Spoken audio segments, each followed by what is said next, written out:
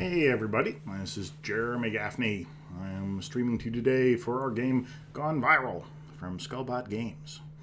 As you probably know, we are currently in pre-alpha mode, meaning that everything that you see will change at some point. What we're going to go do today is we're going to go play through a little bit of the game. Since the last time that we streamed, we put in a new boss in kind of prototype form. So we'll go check him out and see what he's all about. There's a bunch of new mutations in. We've added a bunch of assets. We'll just go show off what's going on in there. So what we do on these dev streams is we'll do a little bit of let's play type action. Happy to field questions at any time. And then we'll go do a little development work. The sort of show behind the scenes of what's what. Today we'll play through 2 levels of the game, show off what's going on there. And on the dev side, I think we'll probably do a few mutations. Last week we did some room creation, and we'll see. We might also just go do some bug hunting. We'll see what we find during our play session, and then we'll go muck with stuff based on that. Whatever we feel like we need a bit of, we'll go do some of that. So let's leap in and let's go check out what's going on.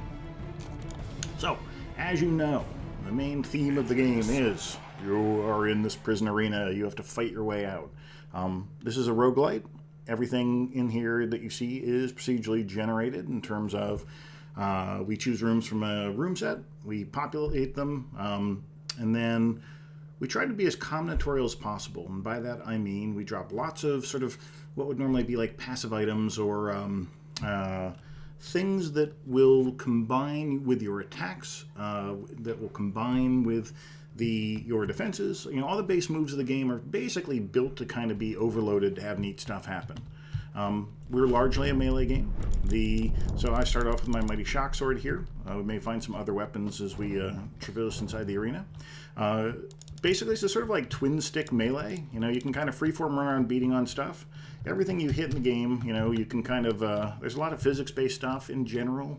When you whack stuff, it's going to go flying, be that enemies or whatever. And then as you get abilities, those enemies that you wallop become your projectiles for most of the time. So if, for instance, I hit this thing, he goes flying across the room, he explodes. That kind of thing is going to apply to pretty much sort of every combat and everything we do. So let's go check that out. And go beat up some dudes. Okay, all sorts of explosives in here. I like that. Now we're going to get bonus points basically every time we can do stuff like kill something with a trap. Let's go knock this guy into his buddy. That blew up. We got an overkill, a pinball kill. Those explosions are really good at doing overkills. Let's go grab this. That's always fun. Get in the pool. Get in the hole. And here. I missed. Bang. May as well get a free little trap kill there. It's not as cool as like doing some big mass explosion-y type things. Explosions in general, they destroy, you know, what we call cluters, but basically rocks and other stuff that's there. I have no key. I am lame. But we do have a vault. Let's go check out and see if we get a mutation or an armor or what. Oh, we get a choice. How nice. Now, Fortitude is actually pretty darn good because it's going to buff my health up, which not dying is always kind of a key thing. But I think Bounce is a little more fun. Bounce is going to make it so that when we shoot projectiles, to a lesser extent, enemies, and normally when they hit a wall, they just, you know, stick in. I'm firing harpoon shots right now, so now that harpoon shot will kind of bounce around as opposed to, just sticking into the first wall that it hits. I'm still keyless, so I can't get into a shop. I don't really have enough moolah for it anyway. So let's go check out the rest of this floor. Each floor does have, you get at least one mutation type thing from the vault, assuming you can get in there. There's an arena that's going to have another prize inside that's sort of locked until you finish the arena. The arena is going to be like a couple of waves of bad guys, that sort of stuff. And then a boatload of rooms just for general combat. Let's try to get some like double kills and stuff here. That's good. Our harpoons are going to be helpful for this. You get in there. You get in there. That was a fair amount. I don't think I really comboed up too much with that, but that's okay. And yeah, let's go bump you in. Boop. Just a little love here. One of the things Doug put in since last week is I'm going to differentiate. Dash is I'm doing it by hitting the space bar here. That would also we do controller as well for console type stuff. And so we've made it so that if you hit an enemy with your sword, he's going to go flying a fair distance. If you charge up an attack and then hit an enemy, he's going to go super far. And if you dash into them, you can use this to sort of like move things around a little bit, but it's not exactly very spectacular. It's also not really doing any damage to them either, whereas these attacks will do more damage. A fully powered attack will do a couple points. I also got Retribution armor here. Retribution will damage anyone who hits me. That's not super useful. I don't have little bugs crawling out of me too. It's not super useful because I don't want to take damage. Okay, explode the enemies. Let's try to get some of these rocks broken. Here, you go over there and break up rocks. Yeah, no, there's no, oh, boo, boo, boo. Yep, okay. These little nukes, they'll actually destroy the floor. Yeah, destructible environment, yay. So I was trying to get in there and steal some goodies before they went, but I was sort of ineffective at that. We did get some... I have a bomb, so I could go in here and get this puppy, but I don't have enough keys. I'm like starved for keys on this one. I also have this little buddy over here is called this little Q item. That's a gadget. You see it over there in my upper left. Gadgets are basically going to be, most of them are short-term benefits. This is particularly as an injector. And so this particular one here, this is handy room. So we got these little spiked guys. They are really tough. I'm using the invulnerability for my dash to be helpful. Pulling them back is dangerous because, you know, they're spiked. And so these are little tricky enemies to kind of deal with. In this particular case, I'm going to try to kill them using these sling blades because that's my harpoons will pull them back towards me.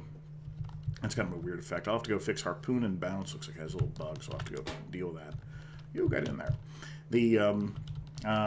And so with those spiky guys, you really want to, you know, if you have a nice rocket launcher or something, you can blow them up from range, rock on. But if you don't, that's going to be a bit of a pain in the butt. They're hard to hit in melee. You need to use your invulnerability or other stuff to kind of deal with it. The Gatekeeper. This guy, also known as the Bombardier, he's our level 1 boss. Whoa, get out of the way. And he is vulnerable to explosives, and he's friendly enough here to actually throw some at me. Your best bet on him, if you have a melee weapon, is don't get hit by all the rockets and stuff he drops. Get in there and get a few whacks while he's doing that attack. Get out of there once he's doing his shields. I could be hitting him with my projectiles, but in this case, he's vulnerable to... let's get in a shot or two. He's too big to really move around. I'd love to get him in those spikes or something over there, but he's really kind of too big to move. There we go. Knocking bombs seems pretty effective. You get over there. Here, get in your own bombs. Yes, we did it. Man, I blew myself up in those bombs. So that was not the prettiest fight ever. I would have liked to do that with a little bit less damage. Wild shots is kind of interesting because now my shots are going to be more inaccurate, but they are going to... can I pull this thing with the harpoon? Let's see. No, I can't. And bounce is not helping me either. My shots are more inaccurate, but I can also fire faster. I can also swing my sword faster. Walloped enemies. You know, most things that affect projectiles also affect guys that you wallop. And so because of that, similar kind of thing. I'm going to be able to hit things a little further, hit things a little faster, but the downside is that I'm going to... oh my goodness, an actual key. In the shop. I only got 6 coins. Man, I don't know. We'll save that key for the moment. We might come back to that. In general, things that affect projectiles, I'm going to be a little less accurate now with my wallops. That would have hit if it weren't for that. But I can also swing a little faster too. And so we'll take advantage of that. It's kind of nice using that trap. Not quite. This guy seemed like they got a little tougher. I got him on the rebound with my projectile. How amazing. I'll go fix that bounce thing after this. That wouldn't be a bad thing to do. Hey, there we go. Treasure vault. Here, getting in there. Kind of hate it when there's nothing to hit them on. You know, I really like when there's traps around because I can get bonus carnage. Carnage, those little rewards come up. That is showing how much stuff you're doing that's audience pleasing. You know, you need to rack up viewers, both because they're going to send you stuff and because at the end of the game, you're going to need to have a certain amount of fans if you're going to have them vote you in to go be able to like sort of fight the end boss. So you really want to get more fans, and the way to do that is pull off cool combos, rack up carnage. They'll also send you other stuff. They'll mess with you. In this case, they're sending me a viewer challenge of bombs. The next fight I get in, the audience is basically going to be throwing bombs in from above. This is kind of a lame. I get some consumables and stuff. I can use the health. I can use the key, but I don't know. That's pretty lame. I would have liked a cooler mutation, frankly. I'm not going to re-roll because I'm not that kind of guy, but man, I would have liked cooler stuff. So in this particular case, I don't really have anything here that's giving me extra mapping or anything, so I can't tell what the best room to use this bombed thing is on. Since I have 3 keys, though, let's go pop over here. Let's go peek in the shop, see if there's anything that is of interest. Laser sight and rain of bombs. Now, rain of bombs is handy. It's kind of nice. It's funny, I have bombed at the same time. Rain of bombs, this is a carnage item. That's what that weird little symbol means. This means that this is going to charge up as I get more carnage, and once every, I mean, if I suck, once every like maybe 4 or 5 rooms it'll charge up enough to use. If I'm good, if I'm pulling off really high carnage maneuvers, maybe I can use it every room, really frequently. That would be the goal. A little more useful, though, is this laser sight. I just modified that, like, not even kidding, 10 minutes ago. So it does some damage. A laser beam comes out of your eyes. It'll do some damage, and also it'll make my shots. Oh, this is a tough room to have all this going on in. Okay, bombed. Get in there, get over there.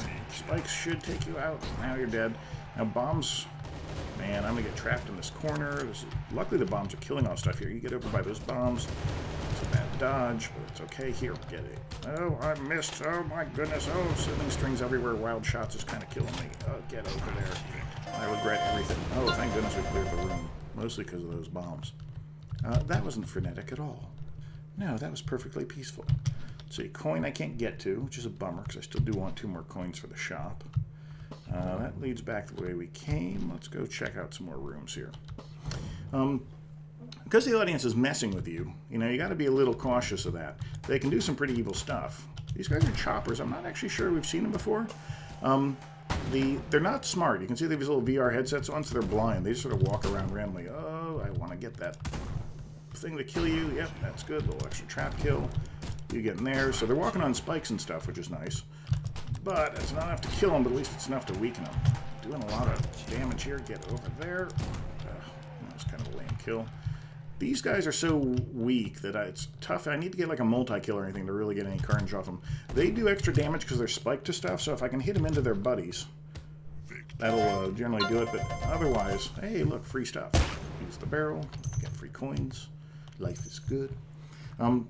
Hitting those spike guys and their buddies is good because those spikes, they won't normally damage their friends, but when you hit them, when you wallop them, that changes their team sort of temporarily, so they will basically be friendly to you while they're being walloped. That's a little techie, but I mean the short form of that is that if you smack them into their buds, let's get laser sight. If you smack them into their buds, you will find that that little bit of extra damage you do will be dang helpful. Now, laser sight here, that does 2 things. A, you'll notice my shots are less wild. That's kind of a quiet effect. But it's basically cured my wild shots. So I have all the benefits of the faster movement, but because I have a laser sight, it's like helping me aim. And it's also, you can see it doing some tick damage as we go.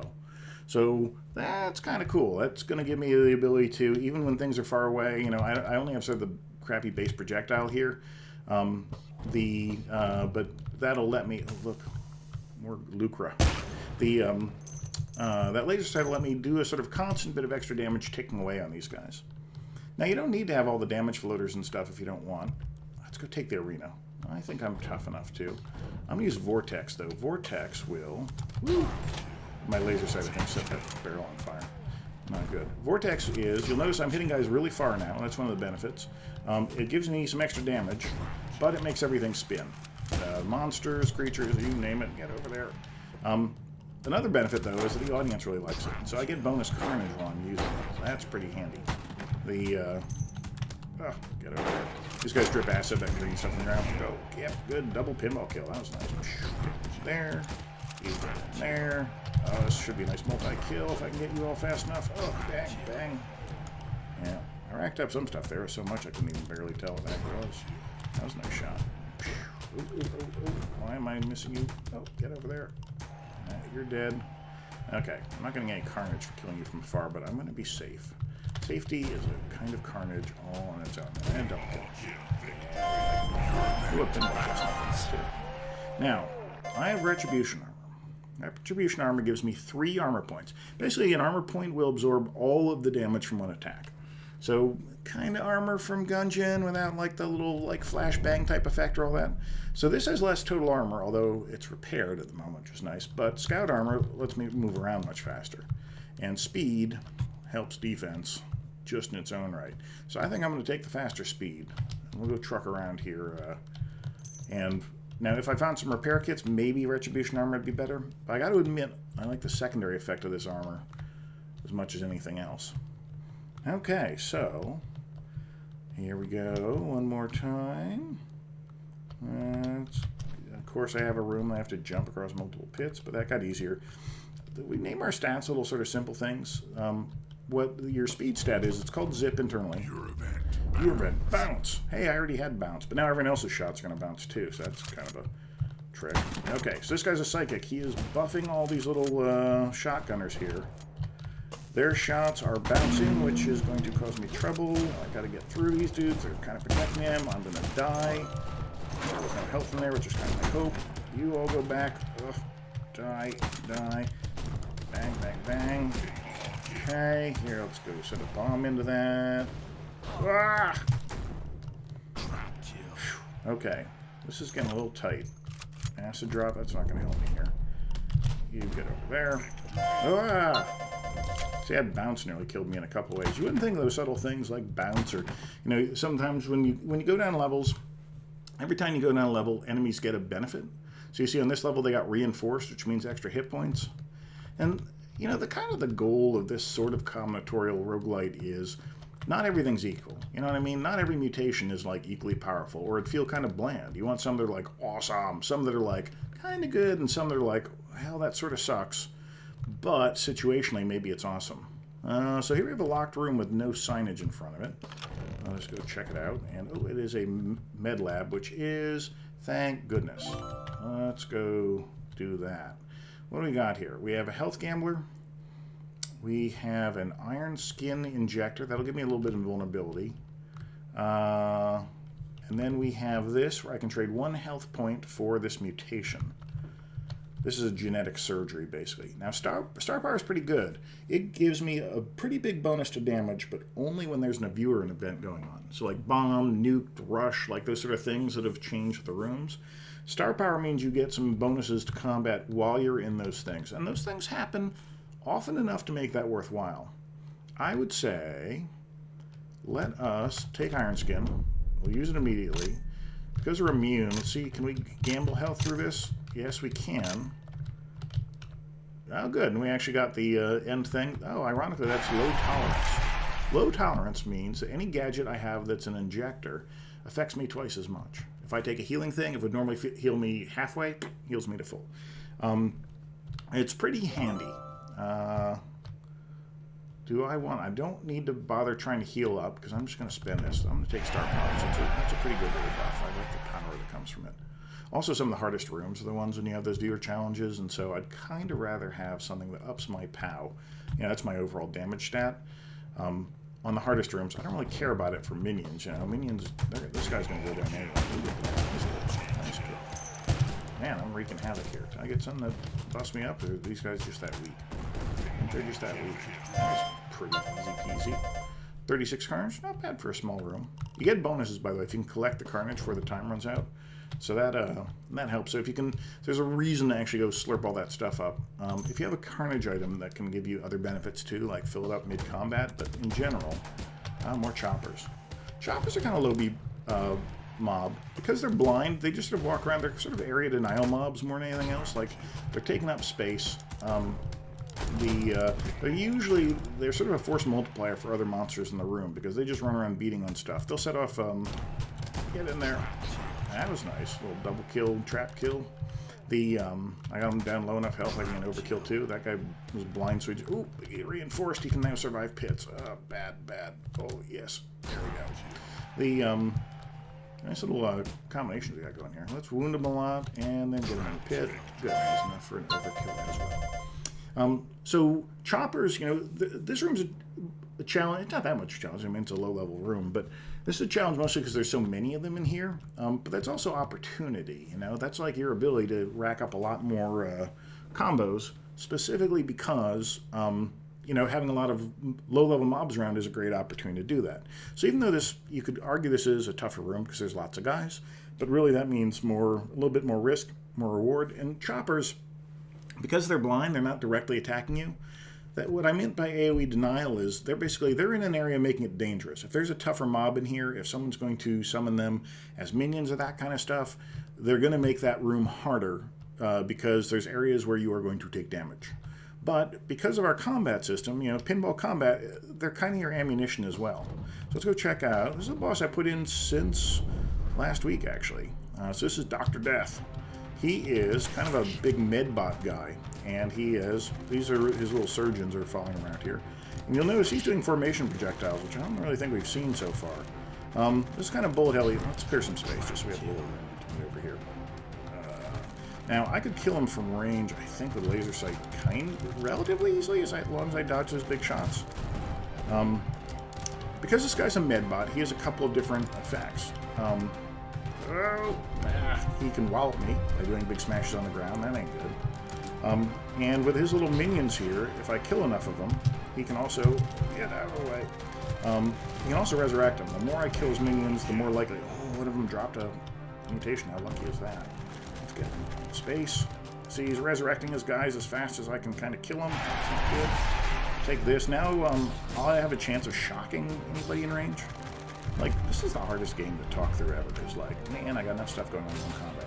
So let us use you. Getting close to him is a bit of a pain as a projectile, so I'm going to use his choppers to try to damage him. Also, if I'm clever here, okay, smash, smash. What I can also do is, if you see a projectile that's kind of physical, you can knock him back. So let me hit him here with his own syringes.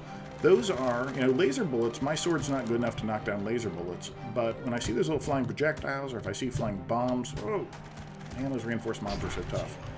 I'll probably kill them. See if I can provoke one of those attacks before I do it. There we go. So, see those little syringes? If I hit them back, they go flying. Laser bullets, not so much. In that particular case, as he fires all those little things, go clean up the trash here. As he fires those little things, some of those syringes he's shooting do things like heal, actually. If I can, get hit by those, then sweet. Or if I deflect them into his buddy mobs, then, that's kind of then they can get healed and stuff. The positive effects take care. And if you'll remember, I have low tolerance. What low tolerance means is that I get double benefits from injectors, and those little injector shots qualify. So now I also have shock attack. This means I am now doing all sorts of electrical damage, because if somebody's just nearby me, I will occasionally, that's my electric personality, will give him a shot. But now, if I hit a guy, he'll shock other people too while he's being walloped.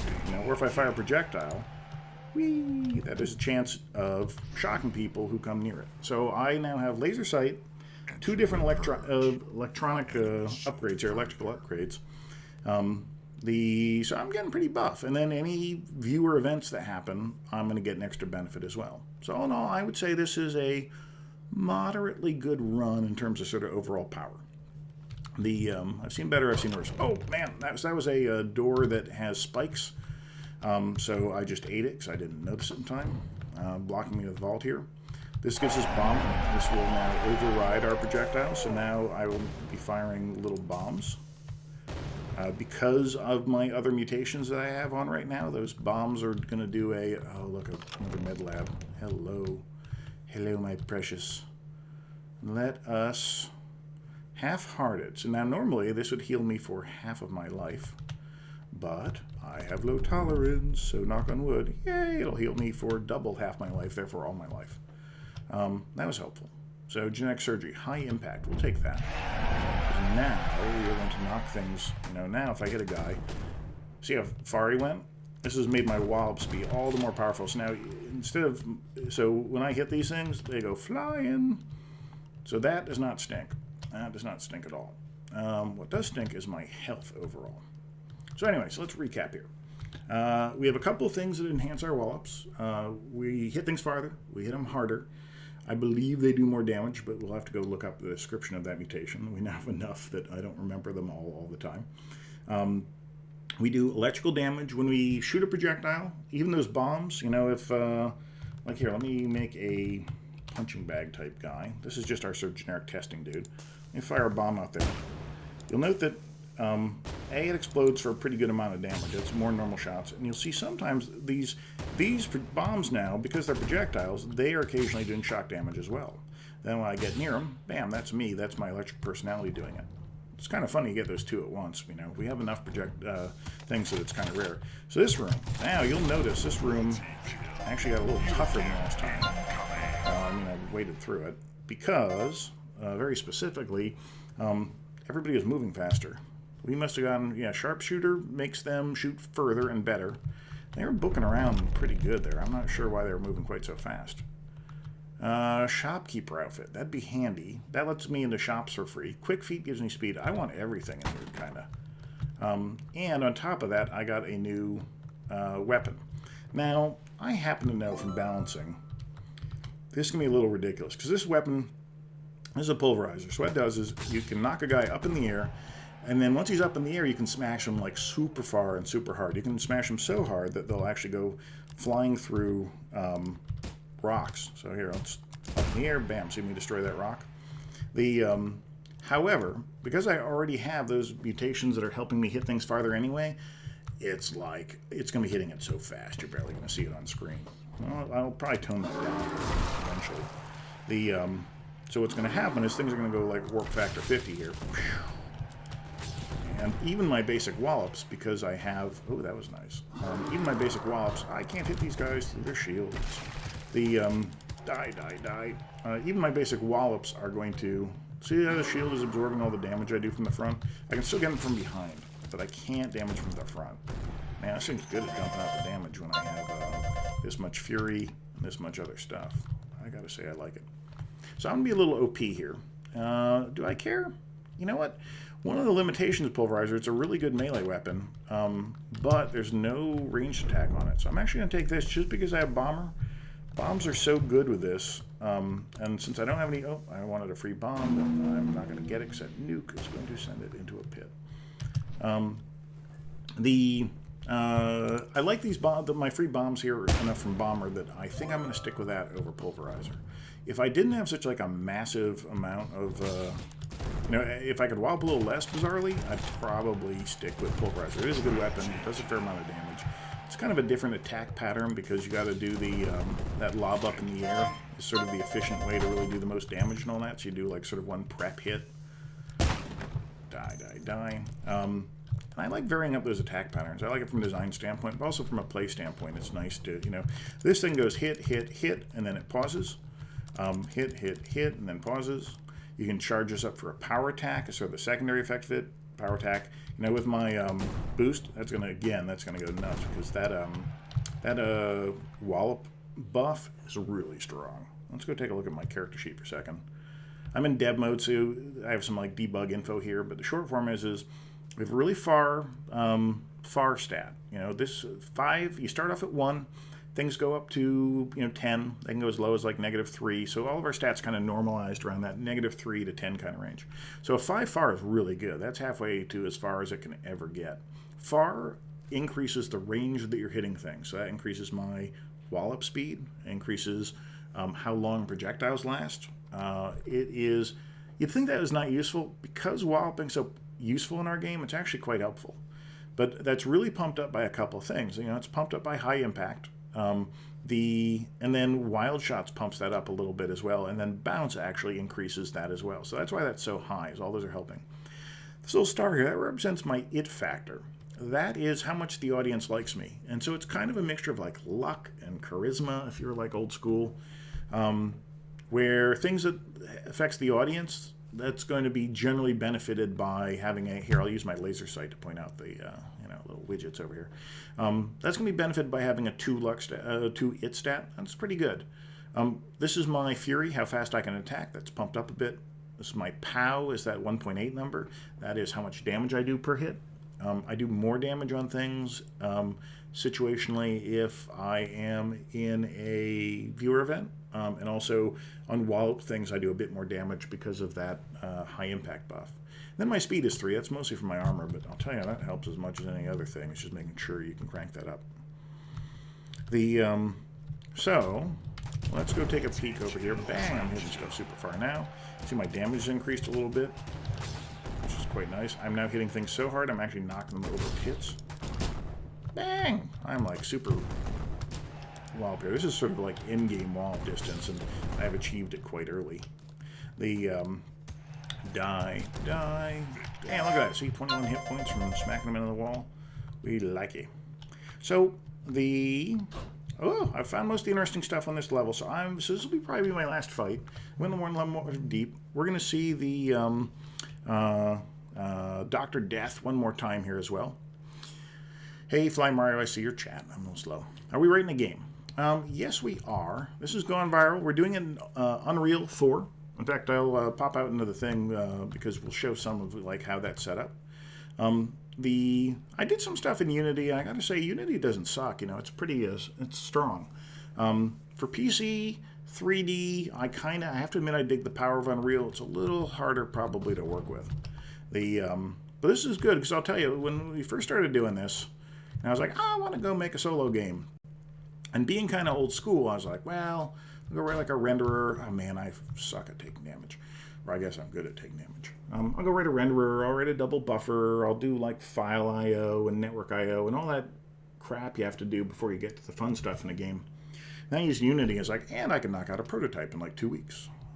And then I used Unreal, and I was like, dang, I can actually, we knocked out full procedural generation, all that kind of stuff in 2 days. I had basic dungeon stuff up and running. It's super fast. So yeah, this is a roguelike, or roguelite if you want to get this sort of thing. It's sort of a Binding Isaac-y in that you have lots of stuff that causes different combinations of things. I have a set of buffs right now that's giving me this like laser sight looking thing here. I can toss bombs around at will. I can walk over spikes like 1,000 times. Everything here, like this whole level is procedurally generated. This boss here is going to kick my butt because I don't have enough hit points for him, but that'll at least give me an excuse to go out and show some other stuff. He should take a fair amount. Oh, I'm trapped. This is going to suck. Here, take that. I can't talk while I'm doing this. I can deflect some of his shots back on him, so let's see if I can pull that off. I can hit guys so far that I can kill him by smashing his other buddies even into him. Here, eat some bombs. That should help. Unfortunately, he's reinforced. Now, one of the things that we do is we don't just modify the character. Thank you, armor, you're so good. We don't just modify the character, we modify the monsters as we go up the levels. So in this case, the monsters I'm fighting have extra armor. Let's hit him with his buddies. That is the most effective way to take this guy down. Is hit him with his buddies and then hit him with some of his own projectiles as well. Man, even the boss, he's super heavy, and I can still knock him around because I have such good stats for being able to wall guys. Take that. Fall a bit. Oh. Here, have a bomb. I'll just projectiles move my bomb. You want that? Oh, here. Take that. Can't believe I killed him in wild shots. I'm even going to take him to back out of here. So yes, to answer your question, yes, this is a roguelike. It's sort of a highly combinatorial, sort of in the vein of Binding Isaac, Enter the Gungeon, that kind of thing. Oh man, things have gotten tougher. We have a whole bunch of arenas on this level. This is like a hard level. I'll look at one more thing in here. And what do we have? Blood money. That would give me money every time I generate carnage. Carnage is kind of our way of saying when you do like a cool move, it generates carnage, like those little skulls that fly off of everything. Oh, they have minor heal. I will take that. And look, I get like triple effects because I have my injector buff. Do I want blood money or long shot? I need to hit people on fire. Yeah, the random generation. There's a couple of pretty standard things we do. So for this level, one of the things we do that I like is that every level has the ability to have a different algorithm, so we can have a very different looking thing. Power armor, you're my friend, and I only have 4 freaking gold pieces. If I had 8, that would so be mine. It's like massive amounts more damage, tons of protection. I want some of that. The procedural maps, we use a variant on the Drunken Walk algorithm. But different levels can have different algorithms, and so we're intending to maybe mix it up a bit where it's like, hey, here's a level that's like a long corridor type thing, or here's like a giant mall type thing with like tons of shops inside of other rooms and things like that. I've always kind of enjoyed it, honestly. I cut my teeth doing like Angband and NetHack back in the day. I love just looking at it always fascinated me that, you know, that kind of stuff being different every run. And it's tough to do that if you're not doing the procedural generation. We were doing mostly room placement.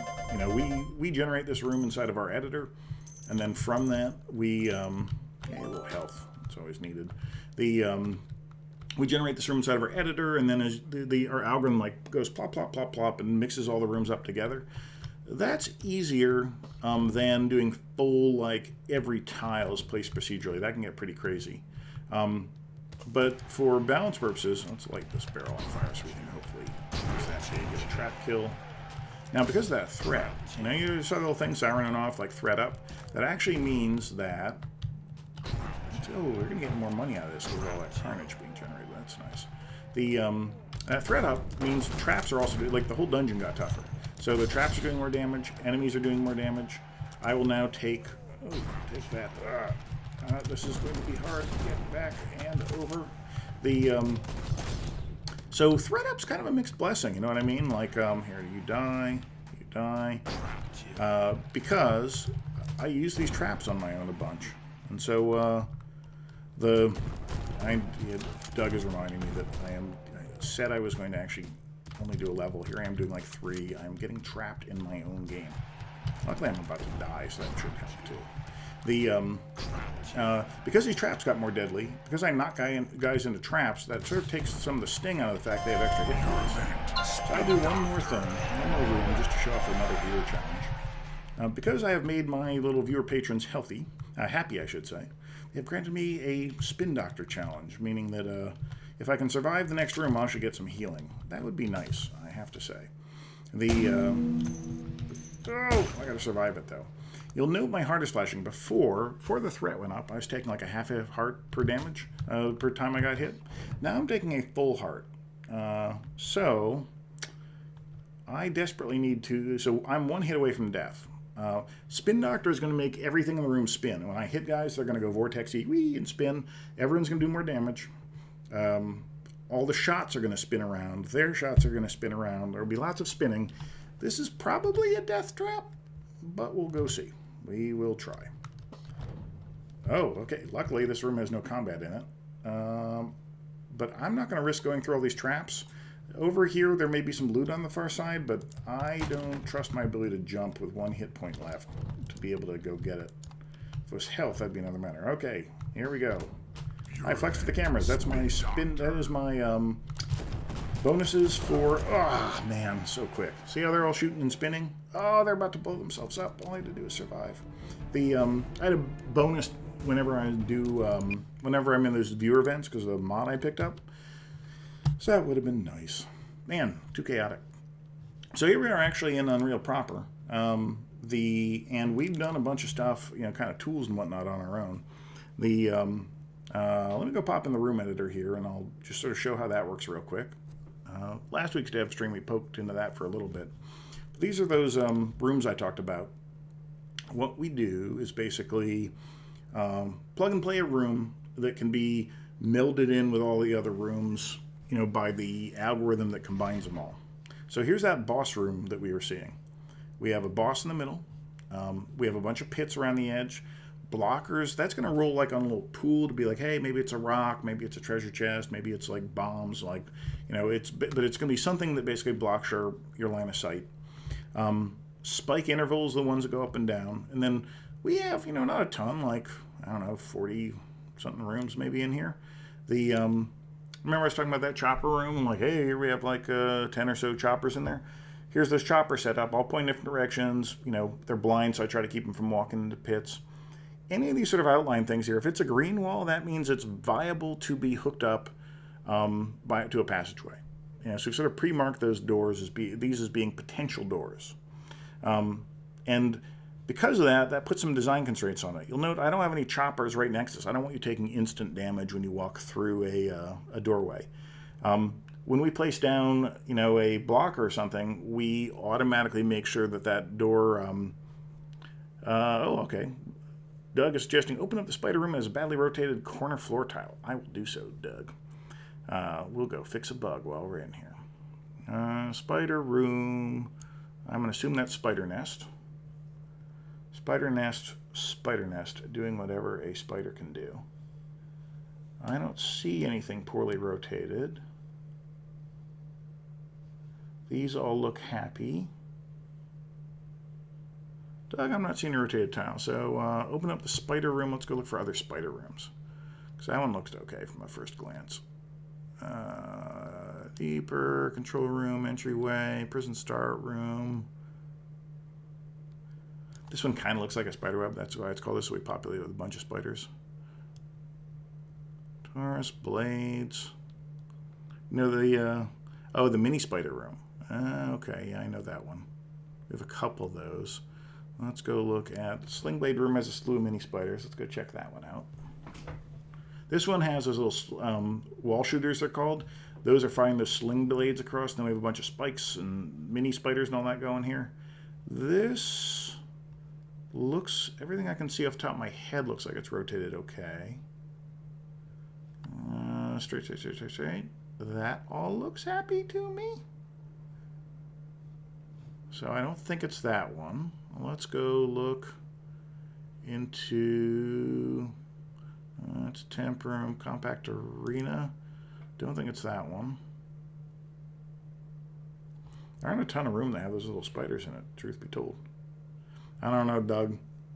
Under the rock, you think? Okay, let me go look then. Sling blade room. That's a straight.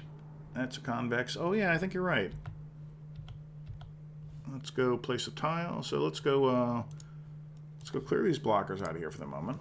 And now we see that tile. Let's go. I'm just going to insert tile placement mode. Now we'll go rotate that puppy around. That looks happy. Then just for kicks, we'll just go make sure we can null out all these little blocker guys here and just make sure all their tiles are happy, which they are. And we'll go to put down our new blockers back again. This is to kind of keep you from accidentally like falling in the pit or doing something dumb. So this is a little player protection here more than anything else. You don't want to pop through the door and kind of leap forward and plunge to your death or plunge to a couple of points of damage. Yeah, unfortunately there are no bunny creatures in the game right now. It's all spiders. Robots are kind of friendly, They sorta. Okay, so let us go, and I'm going to go check this room out of Perforce. What I'm going to do here is now take our kind of thing. We use Perforce for source control. Always wise. Even on a small project, source control is definitely your friend. In this particular case, we'll check out that file. We will save the game. We will ignore a couple messages that come up because it's going to import some files and stuff. It's automatically generating a JSON file. That's going to automatically re-import that into the game. Sure, we'll import it. It'll auto-check that file out for us, so we'll do that. And it'll complain it couldn't, even though it did, because that's Unreal for you. And now we have officially saved this puppy. Now, one thing we can do here as well is, let's go test it. Testing is smart. Make sure we didn't break nothing in here. Also, I'm not a real big fan of those things. What I just did is, here, let's go reset. Let's go pop out of here. This is the sort of test level that's being auto-generated by the last room that you're editing. In this particular case, I'm just going to restart the room editor because that is what will prompt it to remember to bring that up for our sort of test level. Every time we put in a room, we try to do a couple of passes because it's randomly generated, man. You don't even know why you're going to, you don't know when the heck you're ever going to see that room again. So it should be good. The name of this room is Sling Blades. That is auto-generate a new level. So what we do here is we have a little test level that makes every single room on that test level is going to be this room, so we can go like try it and die, or and not die. See how it looks. It'll connect it up from all sorts of different angles. If I reveal the map here, our map you will now see is completely formed of just this room. So let us go. I'll go here because this will hook up to more Sling Blade rooms. So let's go see how it feels. That seems pretty good. Looks like our tile here is not misrotated, so that's excellent. Let's go try to use these sling blades, because if I can... Getting multi-kills is about the only easy way to get a carnage off those little guys. That's not doing a lot of damage. Okay, there we go. That was doing is the blades ticking on it does 6, and then the base thing does 32. So that must have just been nicked by the blades, which is why I didn't think it was doing so much. So you're going to have same room now from a different angle. Doug put in some stuff so this all auto-rotate. Ah, I failed. Take damage. Now, I note here, why is this guy not shooting? That is unusual. Doug, would you mind making a note of that? I'll go hunt that down and see why that's the case. I did not know why that guy wouldn't be shooting. We saw this once before. Couldn't repro it. Let's see if we can get this guy. Come on, get over here. Get over here. You're making me waste all my harpoons. There you go. Close enough. I'm not sure why that's the case. I'll have to go hunt that down. Thank you, Doug. I appreciate it. So, other than our oddly not shooting wall shooter, that seems like that's pretty functional. Let's, there we go. Mass damage. Notice here we have 2 functional wall shooters. Maybe that's an angle thing. I'm not sure what that will be. I would like it if all these creatures died from one shot. It's tough enough to hit these little razor blades into the guy, so I'd like to get a bonus for doing so even on a low-level guy. So I'll pop that in maybe in the next week. Give you trap kills or something for it so that you can get a little extra bonus out of that room. It's not a bad room. I want to do more with those kind of those traps that you can interact with like that. I think it's a good mechanic to be able to do that, but reward has to equal risk for sure. Okay, so let's bomb out of here because I think that room is sufficiently good to be check-inable. Pop back out into our editor. Now, while we're in here, what else do we want to do while we're here? Let's go walk through some of our code. I had some stuff in my hopper to do today. One of the things is, let me go find a test room, because that will kind of dictate where's my test room? Starting level. Yeah, I was fooled by rooms. Levels. Here's my tiny test room. This thing is kind of like, this is just a room I use to spawn whatever the heck I want into it while I muck around with it. So in this particular case, what we shall do is, we're going to save our room manifest that we just changed. Yeah, I know you didn't do that. It's fine. You don't need to be checked in. That's okay. You're just backup data. So in this particular room, it's just going to basically, this is a very tiny little room. It's not procedural. It's just kind of here so I can muck with it. And I can spawn whatever I want in here for my dev purposes. One of the things I have in my hopper is to go make a, what I'd like to do is go make something that when I wallop a guy, he leaves a trail of fire behind him. And I'll make like a Firewalker thing, which basically means every time I dash, I want to leave a trail of fire behind me. And it'll make me immune to fire. So we'll call it Firewalker and do that. I don't really have any other things yet, because, you know, we're kind of in early development. I don't really have a lot of other stuff that does stuff when you dash. So that'll be a good thing to hook onto and make that be interesting. So instead of leaving this little smoke cloud, I'll leave a trail of fire behind me. What I'm going to do is I'm going to take Acid Strike. Acid Strike, that's a mutation I already wrote. You know, if I hit a guy currently, he just flies back. If I pick up Acid Strike, now anybody I hit is going to bleed acid while they fall back. So while he is in wallop mode, he's bleeding acid. When he's done being walloped, he no longer bleeds acid, and he's going to take damage from the own acid he just bled. So this lets me do a little bit extra damage here, boonk, and kill people off using that acid blood. Why use that? Well, that's something I've already written, which like drip stuff. And so what I'll do is I'll make that generalized a little bit, make it drip some fire as well. Why not? It's like a happy little tree. It's like Bob Ross with blood. So let's see how we do that. Buffs. Buff is kind of the heart of a combinatorial game. Here you can see buffs that do, a lot of buffs that we do, if it's just changing stats around and stuff, doesn't need any custom code.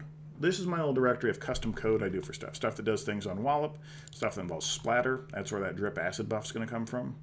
So I'll tell you what, let's take this, let us rename it into drip stuff. Because I'm going to generalize it so it doesn't just drip acid, but it could drip acid or fire or whatever the heck we want.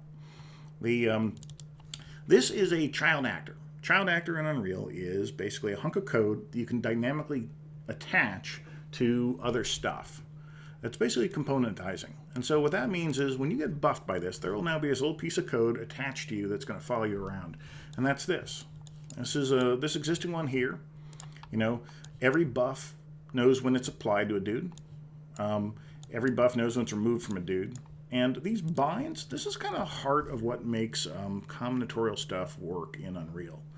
What we do is say, okay, here's our applicant. This is the dude this buff is attached to. So I'm a guy, I'm dripping acid out of myself. And so on death, when that guy dies, my applicant dies, what do we want to do? Well, we want to remove ourselves. We don't want you dripping acid after you're dead. Well, maybe it'd be cool. Then we're going to say, hey, every time the character moves, we want to do something else. Specifically, we want to drip some stuff. And so the stuff that we do here, math stuff, this is basically saying, hey, wait a little bit, and if we're going to go only drop stuff at most every 10th of a second. That keeps us from spamming and being like, here's a million puddles of acid all in one shot. We do some math here to basically say, okay, how far away was the last splatter placed? Where is it? And if we are far away from it, let's drop another one. So if enough time has passed and we've moved far enough, do another splash acid. And we say, okay, make sure our applicant is not like dead or destroyed or something. And then if he is, let's go we're going to spawn an item wherever this character is located. You know, it looks complex, but it's kind of easy enough with all this. In this particular case, what we're doing is we're spawning an acid splatter, because this used to be drip acid. It's about to be drip, you know, whatever the heck we feel like. So what do we actually want to drip? Well, that's a good question. We have a system of tags, or basically all things can have tags attached to them. Gameplay tags in Unreal. If you're not familiar with those, this is a nice kind of generalized system of doing sort of like names for things that are persistent. You know, in this particular case, this tag here says, hey, this is an item we can spawn. This is a leaf. You know, we have leaves or pools, basically. You know, pool would be like, drop me any treasure. And a leaf is like, here is the exact, you know, bomb bag thing that is going to drop. So spawn an object that is splatter that has acid, you know, and so this is our way of uniquely saying, hey, drop this thing. But let's make it a little more general. I will toss in here a new function and say get item to spawn. This thing, we're going to do this in a mildly inefficient way for the moment, but that's okay. This is going to return a tag, because that's how we're going to refer to the kind of thing we want. Gameplay tag. This is going to be the thing or item to spawn. Now, how are we going to do that? Well, what we're going to do, because we're using gameplay tags, we have a set of tags that are attached to us, and we are going to go hunt through these tags that we have attached to us and say, if one of these is a spawn tag, that's the thing we'll spawn. Let's go do that. So let us look through. This is an array of tags that are on us. Tag container, but you can make it be an array if you want. We're going to return nothing if this gets the whole way through the thing. And otherwise, if this matches a spawn tag, so if this thing basically is like it could be a pool, I guess, or a leaf. So if this matches anything that can be spawned, that's our huckleberry, you know. That means we added a thing in here that is the thing we're going to spawn. There's a non-exact match. If we like that thing, we will return it. Easy peasy. Lemon squeezy. Which, ironically, is one of the things we couldn't have spawned, since we can spawn anything in the game out of this now. So, we're going to walk through all of our gameplay tags. We're going to look for anything we can spawn. We're going to turn that as being our thing to spawn. Because I like compactness, we're going to make this pure. Pure means that it's going to be a tiny node. It means some other stuff too, but for our purposes it means it's a tiny node. We're going to go over here, and instead of this, we're going to go and get item to spawn. Now, I said this is inefficient. Why is it inefficient? It's inefficient because every single time we move, we're going to go walk through all of our tags, get that thing. Properly, I should probably cache that, you know what I mean? Like, only look for it once. But this would let it, if I did this, if it changed, you know, if you were to change what it spawned on the fly, it would automatically update. So that's the downside of kind of caching it. So I'm actually going to do it in the inefficient way for now. If it ever becomes a sticking point where it's too slow to do it, then I will optimize it at that time. I don't think this is ever going to happen so often. This only happens every 10th of a second. That sounds like a lot, but I think that that is probably never going to be the thing that is like, hey, look, you're doing 3 frames a second because of that. So now what we're doing here, so I see that this has a default set. Weird. Let's go mess you up. Break my link. Set my item to spawn. There we go. That looks happier. There's that. There's that. It broke all my links because it hates me. Luckily, I know where they all go. You go over here. Rotation should not matter in this particular case, so I think I happen to know splatter will reset itself. Let's line those up. That's a pawn. That's our spawner. We're not in a container. Yay, lovely. Here's our spawned actor. Here's where we know that it is a splatter. And here's where we store it so that we can, make sure, in the future we're not so close to it. So now what we're doing, anything that we have set as a spawn tag on us, as a child tag on us, it'll spawn. So how do we set those little child tags? Well, I'll show you. So we go into buffs. This little buff data table here, this is where we've stored all the information on all the buffs in the game. And it does stuff like, let's find an interesting one. Spitballs is kind of interesting. Mine over bullets is kind of neat. Mine over bullets, this will deflect bullets back, so you can use your sword and hit laser bullets back at whoever did them. It unlocks a couple extra special moves, stylish moves you can do as well. Because now you can kill people with their own bullets, and the crowd's like, yeah, we love that. Sweet, here, I have some extra carnage. Things that you set on these things. Stat mods. We can change things like, in this case, our far stat. We can knock things further. Our fury stat. We can set a type of duration, all this kind of stuff. So let's go make a new one here. And we will do, actually, before I make a new one, let's go fix what we got. So acid. So drip acid. When we drip acid, what that's going to do here, so this is something that will, this temporary one, this says that for a period of time, or the duration of a wall, 4 seconds or the end of your wall, whichever happens first, drip acid.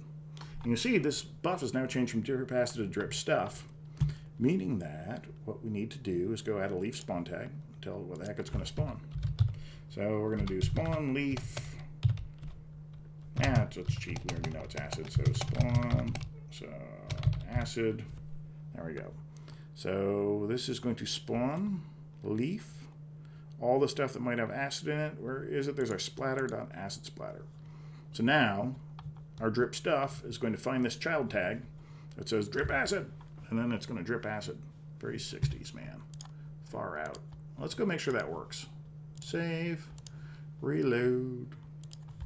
Now, this should be amazing. I should be able to spawn in a dude, hit him, it doesn't drip anything, pick up my acid strike, and the same thing that happened before should happen again, but more generally. And look at that, who's the best coder on the planet? All works. Everything works first time, no bugs. Never. So that was kind of cool. I accept that, assuming that something didn't block that from doing. So now we have a permanent drip acid. That's another thing can do that, so we'll make sure this gets the same thing here. Drip stuff, leaf spawn tag, acid, and we're going to spawn leaf splatter acid splatter. Yay, huzzah, huzzah. And now let's go make a brand new thing. What do you figure? So let's go make a new buff ID. So now in this buff ID, we're going to make a new buff drip fire. We're going to dash through fire. I'm going to call this one, do I already have anything that I've pre-made? Let's go look before I get too rambunctious. Let's go look up the stuff that we have for fire. I actually have nothing in the game that's fire. Oh look, I did make buff Firewalker permanent already. That's the one that is going to have us dripping fire as we dash. There we go. And I already made a tag for it, so that's good. That's one less thing to do. So now let's see if I did anything in here for it. No, I didn't. So let's go make our new buff. It's brand new. It's so sexy. We're going to make our new buff. It is going to be Firewalker. It's going to be a permanent version of it, which is cool. Duration, don't need anything because it's permanent. That's how we roll. Firewalker. Let's give it an extra stat upgrade or two. I think this kind of thing the fans would like. So stuff the fans like, I tend to add a little bit of it to it. And because you're firewalking, I'm tempted. I almost want to drop your speed a little, but I think we won't be quite that cruel. We'll make you dash a little farther. And the quickie way that we'll do that, I might go back later and exactly make it modify your dash, but we're going to up your zip by a small amount too. So you're going to dash a little farther from this and, you know, run in general farther. Duration is permanent. Don't need to muck with it. Our buff class. This is going to be drip stuff once again. And so I'm going to be dripping that stuff, you know, permanently. And duration, we want this to only work while, this is only going to be active while you're dashing. So we're going to make, I haven't done anything, you know, to support this yet, but what we'll do is make this be a dash length duration type thing. And then it'll, you know, deactivate itself while you're not dashing. So, and this thing's persistent and lasts forever. And that seems like the Huckleberry, I guess. Okay. So, good enough for government work. We won't give it a, this will be obvious enough when you dash. We won't give it like a particle effect or anything for the moment. We don't need a timer because it's, you know, lasts forever. We do, however, want to make sure that this drips instead of acid. This is going to drip fire. So let's go find some splatter. Let's go choose fire splatter. This is something I haven't used yet, but I have made the asset already. Now let's make this thing be, now there's a couple reasons that this shouldn't work. I'll dig into exactly what that is. So let's go make a Firewalker, mutation. It's a little test spawner thing I have in here, so it just spits out whatever the heck tag I have on it. Whee! And there's nothing there. Why is there nothing there? It's because I haven't actually hooked up the mutation yet, because I'm not always that smart. Cancel. Do I have two editors open? This is the kind of thing that goes on when I have two editors open. You go away. That's why I was complaining about saving before. Sometimes, man, I just quietly, like, you double-click the thing, and like, it's in there, and then some stuff doesn't save. In Unreal, if that's what's happening, you got two editors open. Okay, so we are going to now go into our mutation table. This is a lot of the thing, you know, you'll note the amount of time I end up coding versus the amount of time I muck with data. That can also often be kind of on the data side. It's good because it means, you know, this is easier than actually writing code, is to be like, hey, I'm going to do some stuff. Items. We are going to make a, I think I have the spawn ID already, so we're going to go into our spawn leaves. This is saying, here's all the stuff that we can spawn in the game. And let's make sure I don't have anything Firewalker related already. No, I do not. Let us go to the bottom of our list. Take our new thing. So here we have Firewalker mutation. Huzzah, welcome to the party. And now we're going to spawn a class. This is just a base mutation. Don't need to do anything funkier. Didn't write any code for this particular mutation. Wrote code for the buff, not mutation. We're going to make sure this thing only spawns once, because in general we don't like mutations spawning multiple times on the same run. And then let's hook it up with what buff this does. This is Firewalker.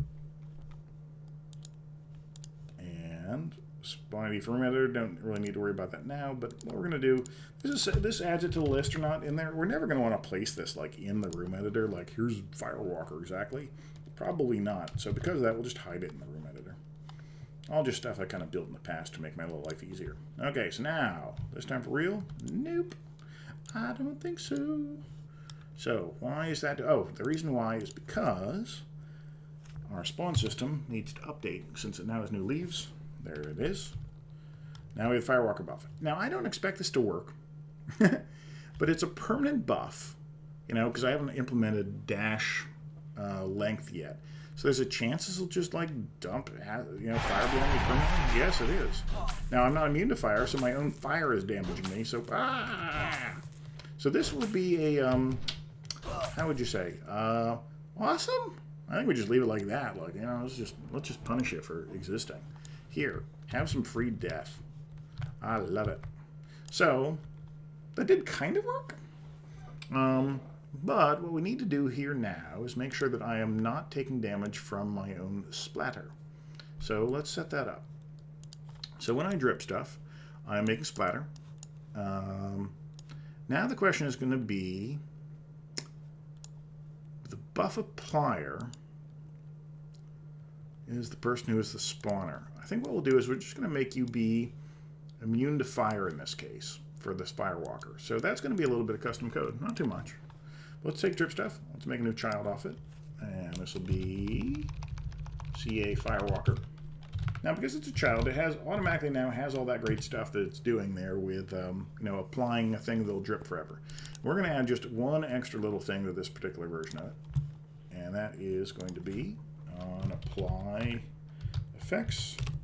We're going to do everything that we said we were going to do before. However, before we get there, we're going to take our applicant.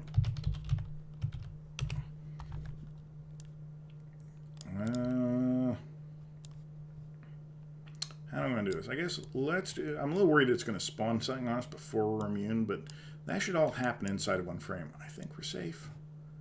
I kind of want to make you immune first. Okay, let's do two things in a row here. First off, let us go... Hey, applicant, this little macro I made, it just checks that everything's valid and happy and cool and stuff. And then we're going to say, so this thing's a base character. And on that base character, we're going to add some shielding. And we are going to make a new shielding layer. Now, shielding, this is a little system I set up before. We're going to say that you have total immunity only to fire damage. Now, so damage that is of type fire. This stuff, it's going to start turned on. This exception isn't relevant. It's going to be 360 degrees around you. There's no particle when it starts, none of that. Okay, so this is going to be a pretty empty little thing. So just to save confusing ourselves, let us hide all the irrelevant little pins here. So future us will be like, okay, total immunity to fire and not distracted by all that other crap. Now we're going to save this ID. You'll see why in a second. So this returns an ID saying, here is the ID, the unique ID of this layer of shielding. So fire shield ID. And why do we need to save that? Well, we need to save that because now we're going to do everything else we're going to do here when we apply our effects. Now, why are we going to do that? That's because this isn't the only function we're writing. We're also writing event, buff, remove effects. This way, if you get some genetic surgery type thing that's going to remove that, well, not only do we need to undo, you know, turn off the all that stuff, you know, bound your movement and all that, which is what I will call the parent function. Now this will remove all the other stuff associated with the buff. But we now need to take this fire shield that we made, and we need to take our applicant and remove that puppy. And so because we were doing, let's look for everything having to do with shields. I should bring it up. Add shielding layer, enable shielding layer, disable shielding layer. Disable is the same thing as remove for us. We'll just disable this puppy. It's never coming back. Okay, so we're applying our effects, we're removing our effects, then we're disable our shielding. Now we should be immune to fire damage. Now, as a designer, it's a little dangerous to be throwing around immunities because if anybody has fire as part of their damage, you know, the way this is implemented is they'll be immune to anything involving it. Why am I not immune to fire? Well, maybe it's because I've never written fire damage for. Maybe that thing's not actually doing fire damage. Let's go look. I fear no bug. Let's go look for splatter. Now, buffing splatter is our huckleberry. If we are, so this is a little thing, leaf ID. What's this? This is where we know what kind of thing we are for the first time. Like, hey, this kind of splatter, it might be fire, it might be acid, it might be whatever, but we're going to do stuff. So you'll note in here that one of the things we're not doing in this is any kind of interesting thing involving our damage types. So that shocks me not in the least. So let's go look and see, what do we have here to muck with on the damage front?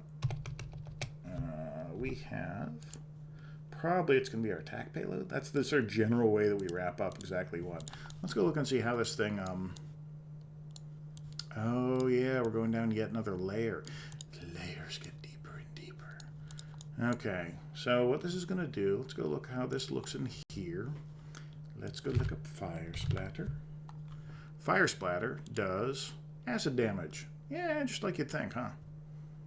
Yeah, let's make it not do acid damage. Let us instead make it do fire damage, and that doesn't exist. Of course it doesn't exist. Of course it doesn't. how to fix this? Well, let's go make some new stuff, and then I think then we can safely call that a day on that front. Let us go. So what this is doing is it's applying this acid cause damage. This is a little buff. Why is it a buff? Because it stacks nicely. You know, when acid actually causes damage, it is applied, and then it does some kind of tick damage over time. So here you are taking damage from it. So, and here we are doing acid damage. So what we're going to do, same kind of generalized thing that we did before. We are going to take a look at our gameplay tags. We're going to make a new little function off of here. You just don't like clear all. There you go. Let's make a new function. I think we'll wrap this puppy up after this. So let's get damage type.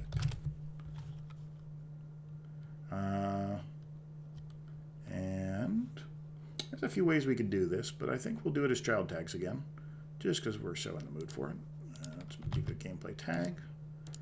Let's do damage type. You're going to be pure. And we're going to go take a quick look here through our gameplay tags. And we're going to do something slightly different here, because this is actually going to be a tag container. Because, it might be multiple damage types. Why not? It could be fire and acid. So you're this, you're that. We are going to break you into an array. We're going to go wander through these things for each. And we're going to go, let's go make a local variable. Local damage types. Easy enough. Now, if we found something valid, so if this matches tag, non-exact matches any kind of damage, damage dot, any kind of damage, yay, it's a match. Let us go add that to our damage types. Add tags. Add gameplay tag. This is a singular because we've broken into a little list. Yay, there you go. Boink. Yoink. That's that. Score. Good. Happy. Everything's got to be neat. Okay, so walk through our tags. If we found a damage type, great, apply it. And now let's go to our data table. Let's find our acid, our drip acid, our buff splatter acid damage temporary. This thing now needs to actually do acid damage as part of it.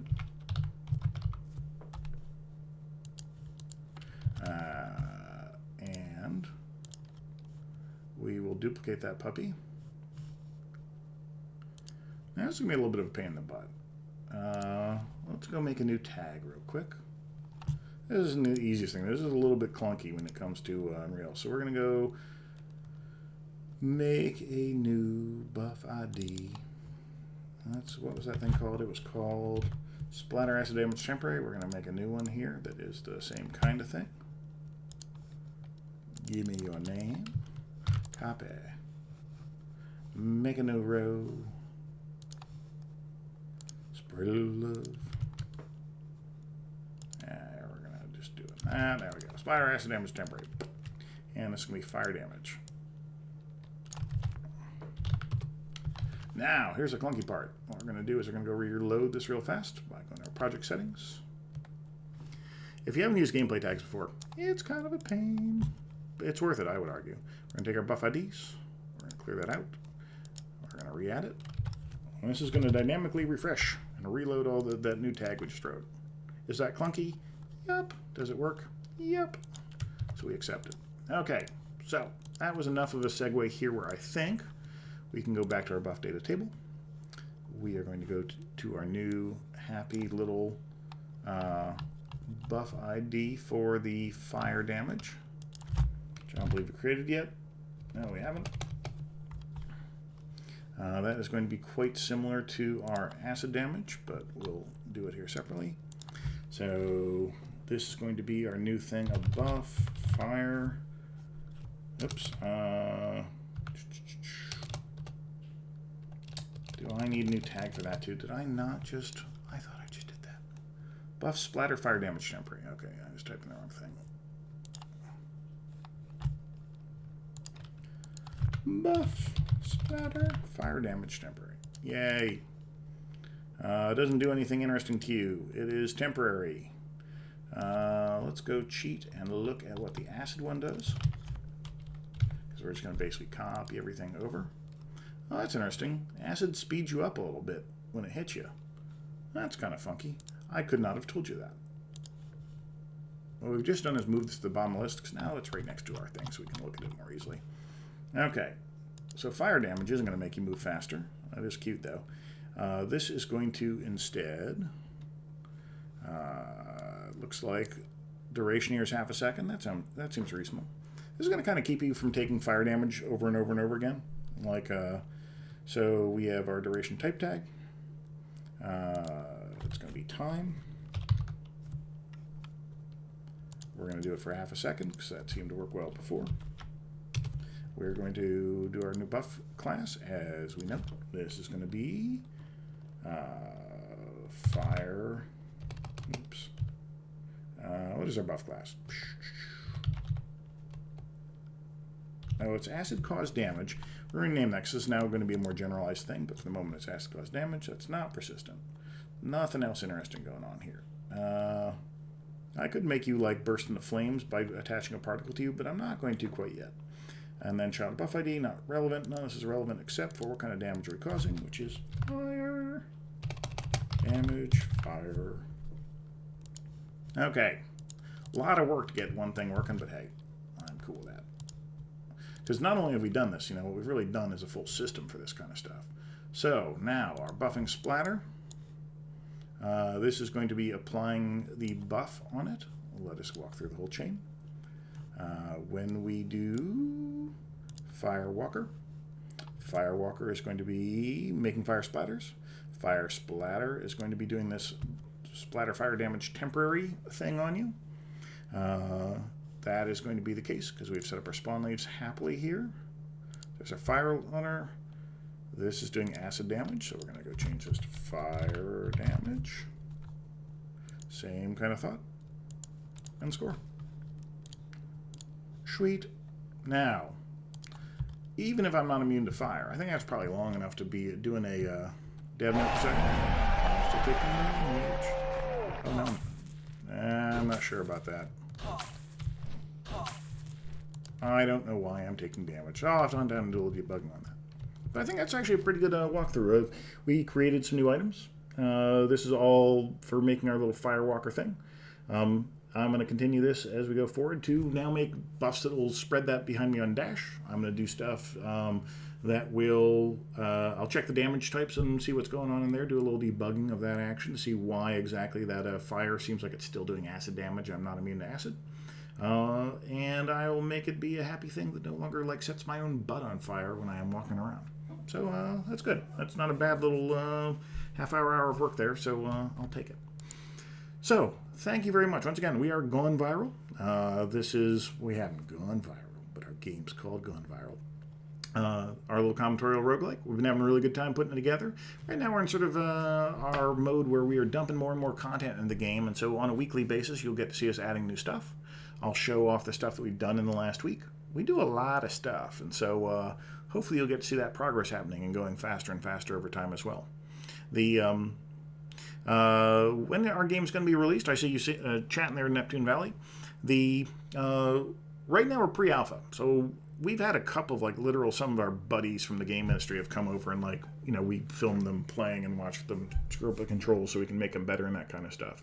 We haven't done anything public. We just announced that we even existed kind of moments ago. So what kind of betas are we going to be doing?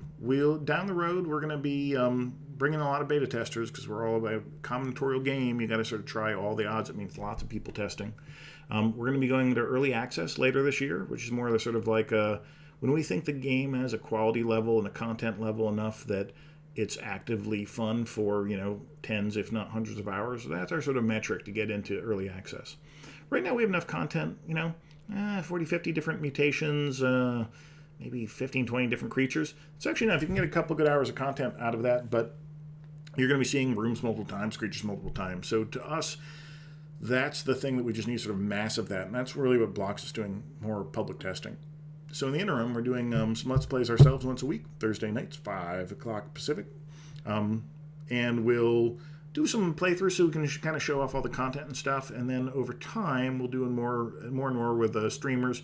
We love streamers. We even have some stuff in the game. This game is about showing off in front of an audience. And so, go figure, I figure maybe it'd be cool if you're showing off in front of a Twitch audience too. So we've done a little Twitch integration. As your NPC audience votes to set you on fire or do horrible stuff to you, real life people can maybe vote to do horrible stuff to you too, because that's what the internet is all about, is enabling people to do horrible crap to one another. That's what I think. It's good enough for Dad, and by God, it's good enough for us. So anyway, long and short of it, we'll do early access later this year. The lead up to that, we'll probably do a little bit of public testing ahead of time. We're already kind of enjoying it. It's pretty easy to get sucked in and play longer than you thought while you were testing, and so that bodes well. But you'll kind of be with us. You see us do more stuff. Yeah, Smash TV, I gotta say, cool game. And that was sort of like a game show vibe. This is like a kind of streaming vibe, but same sort of thought, crazy stuff going on, mix and match, rocket launchers, all that good stuff. So thanks. I appreciate your comment. Thank you for dropping by the stream. I appreciate that. That'll do it for tonight. I think that's more than enough mucking around for the moment.